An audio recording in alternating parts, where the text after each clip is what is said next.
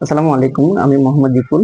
আমরা আজকে হিসাব বিজ্ঞানের ছোট্ট একটা বিষয় নিয়ে আলোচনা করবো। আমরা যারা হিসাব বিজ্ঞান করি অথবা করাই, প্রায় সময় আমরা লক্ষ্য করি একটা বিষয় স্টুডেন্টদের মধ্যে 60% স্টুডেন্ট ভুল করে থাকে, সেটা হচ্ছে কুড়ি অথবা অনাদায়ী পাওনা। এটা একাদশ দ্বাদশ শ্রেণী, এমনকি নবম দশম শ্রেণী, একাদশ দ্বাদশ শ্রেণী, অনার্স মাস্টার্স ডিগ্রি যারা করে তারা সবাই জানে এটা কুড়ি অথবা অনাদায়ী পাওনাটা পরিচালন ব্যয়ের একটা ছোট্ট একটা অংশ। তো এক এক বই এক এক রকম ভাবে দেওয়া আছে। আমরা চেষ্টা করবো যেভাবে সহজ সেভাবে বোঝার জন্য। এই ফর্মেটটা যদি আমরা অনুসরণ করি, এটা একেবারে জীবনের শেষ প্রান্ত পর্যন্ত যত বছর হিসেব বিজ্ঞান করবেন এই অংশটা থাকবে এবং এটা খুব সুন্দরভাবে আপনি সমাধান করতে পারবেন। চলুন আমরা তাহলে ক্লাসটা শুরু করে দিই। আমি আবারও বলি, কুড়ি অথবা অনাদায়ী পাওনা এটা পরিচালন ব্যয়ের ছোট্ট একটি অংশ। দেখেন এখানে আমি যেহেতু ভিডিওটা অনেক বড় হয়ে যাবে তাই আগে লিখে রেখেছি। আমরা একটা জিনিস লিখছি, পুরাতন অনাদায়ী পাওনা এটা রেমিটে থাকবে, নতুন অনাদায়ী পাওনা এটা সমন্বয়ে থাকবে, আর নতুন অনাদায়ী পাওনা সঞ্চিতি এটা সমন্বয়ে থাকবে, বিয়োগ পুরাতন অনাদায়ী পাওনা সঞ্চিতি এটা রেমিটে থাকবে। আমি কিন্তু একটা কথা বলে দিচ্ছি, পুরাতন মানে রেমিল, নতুন মানে সমন্বয়। অর্থাৎ যেগুলো পুরাতন লেখা থাকে এগুলো রেমিলে, যেগুলো সমন্বয় এগুলা নতুন লেখা থাকে এগুলো সমন্বয়। এখন আমরা একটা অঙ্ক মাধ্যমে বোঝানোর চেষ্টা করি। এখানে আমি সুন্দর করে একটা রেমিলে পাঠ দিয়েছি, সেটা হচ্ছে দেনাদার দেওয়া আছে 45,000 টাকা, অনাদায়ী পাওনা যেটা দেওয়া আছে 2,000 টাকা, অনাদায়ী পাওনা সঞ্চিতি দেওয়া আছে 60,000 টাকা। এটা ছিল মিলের অংশ। এখন আমরা যদি সমন্বয় করি তাহলে বুঝতে পারবো বাকিতে পণ্য বিক্রয় 10,000 টাকা, দেনাদারের 3,000 টাকা আদায়যোগ্য নয়, অর্থাৎ দেনাদার থেকে 3,000 টাকা আদায়যোগ্য নয় এবং অবশিষ্ট দেনাদার উপর 5% সঞ্চিতি ধরতে হবে। এখন এই অঙ্কটা আমরা কিভাবে সমাধান করবো সেটা আমরা দেখবো। আশা করি সবাই একটু মনোযোগ দিবে। এবং প্রথম ভিডিও যেহেতু এটা, তাহলে আমাদের যেটা হতে পারে সেটা একটু বড় হতে পারে, কিন্তু আমার মনে হয় তোমরা যদি একটু ভিডিওটা থামিয়ে থামিয়ে দেখো তাহলে তোমাদের উপকার হবে। দেখো আমরা তাহলে করা শুরু করি। আমরা বলছি অনাদায়ী পাওনা, এই যে পুরাতন অনাদায়ী পাওনা এটা কোথায় থাকবে, রেয়ার মিলে থাকবে। এই যে দেখেন এই অনাদায়ী পাওনা যেটা এটা রেয়ার মিলে আছে, তার মানে এটা পুরাতন। এটা সর্বদা আমরা এখানে লিখি। তাহলে কত টাকা অনাদায়ী পাওনা আছে আমাদের কাছে? 2,000 টাকা। দেখলাম এটা। এরপরে নতুন অনাদায়ী পাওনার কোথায় থাকবে, সমন্বয় থাকবে। এই যে বাকিতে পণ্য বিক্রি এত টাকা আদায়যোগ্য হয় নাই, এই যে দেনাদারের নিকট থেকে যে 3,000 টাকা আদায়যোগ্য নয়, দেনাদারের নিকট থেকে 3,000 টাকা আদায়যোগ্য নয়, অথবা দেনাদারের 3,000 টাকা আদায়যোগ্য নয়, এটা হচ্ছে নতুন অনাদায়ী পাওনা। এটা সমন্বয়, এটা সমন্বয়। তাহলে আমরা এখানে 3,000 টাকা লিখি। ওকে, 3,000 টাকা লিখলাম। এবার দেখো, এরপরে আমরা এর সাথে যোগ করব নতুন অনাদায়ী পাওনা সঞ্চিতি। এটা আছে সমন্বয়। তাহলে সমন্বয়ে যেটা আছে নতুন অনাদায়ী পাওনা সঞ্চিতি, শুধুমাত্র আমি এখানে একটা জিনিস লিখছি, এখানে নতুন অনাদায়ী পাওনা সঞ্চিতির কাজ করতে হবে। শুধুমাত্র আমাদের এটারই কাজ, ঠিক আছে? এর জন্য দেনাদার অথবা প্রাপ্য হিসেবের কাছে আমাদের যেতে হবে। কি জন্য? এই নতুন অনাদায়ী পাওনা সঞ্চিতি করার জন্য, নতুন অনাদায়ী পাওনা সঞ্চিতি করার জন্য। এই আমরা গেলাম দেনাদারের কাছে। তাহলে দেখো দেনাদার আছে কত টাকা, 45,000 টাকা। দেনাদার অথবা প্রাপ্য হিসেব 45,000 টাকা।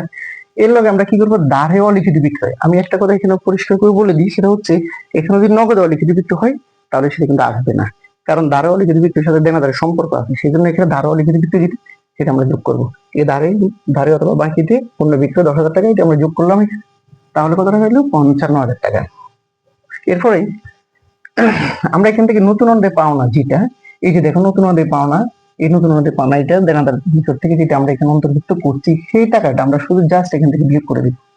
তাহলে আমি এই যে 3,000 টাকা এখানে লিখলাম নতুন অনাদায়ী পাওনা, সেটা আমি এখান থেকে বিয়োগ করে দিচ্ছি। আমাদের কত টাকা আছে? 52,000 টাকা। এই 52,000 টাকার উপর বলছে যে আমাদের এই যে দেখো অবশিষ্ট দেনাদারের উপর, অবশিষ্ট দেনাদারের উপর 5% সঞ্চিতি ধরতে হবে। আমরা কিন্তু নতুন অনাদায়ী পাওনা সঞ্চিতি কাজ করতেছি, শুধুমাত্র এখানে এই কাজটাই সবচেয়ে জটিল। তাহলে আমরা এর জন্য আমরা দেনাদার কাছে গেলাম, দাঁড়ে অলিখিত বিক্রয় যেটা সেটা আমরা যোগ করলাম। এরপর নতুন অনাদায়ী পাওনা যেটা 3,000 টাকা, সেটা আমরা এখান থেকে বিয়োগ করলাম 52,000 টাকা। এইটা হচ্ছে আমাদের অবশিষ্ট দেনাদার। এই 52,000 টাকা হচ্ছে আমাদের অবশিষ্ট দেনাদার। এর উপর আমরা 5% যখন সঞ্চিতি ধরি তখন আমাদের আছে 2,600 টাকা। এই যে এটা হচ্ছে আমাদের নতুন অনাদায়ী পাওনা সঞ্চিতির কাল 2,600 টাকা। আমরা এটা তুললাম। তাহলে এখানে কত টাকা যোগ করলে কত টাকা হয় আমরা একটু দেখি। তাহলে এলে 600 টাকা, আর এখানে 2 এই 6 7,600 টাকা আমাদের এটা, ঠিক আছে? আমরা এটা 7,600 টাকা। এরপরে দেখো পুরাতন অনাদায়ী পাওনা সঞ্চিতি, এটা হুবহু দেওয়া আছে।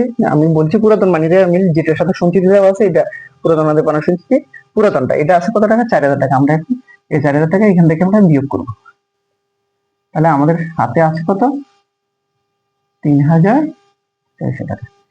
এই যে 3,600 টাকা আমাদের চলে আসছে নতুন অনাদায়ী পাওনা সঞ্চিতি। তাহলে আমরা বের করে ফেললাম অঙ্কটা। আমি আবারও বলে দিই, এটা ছোট্ট একটা অংশ হতে পারে, কিন্তু এটা 60% বেশি স্টুডেন্ট এটা ভুল করে থাকে।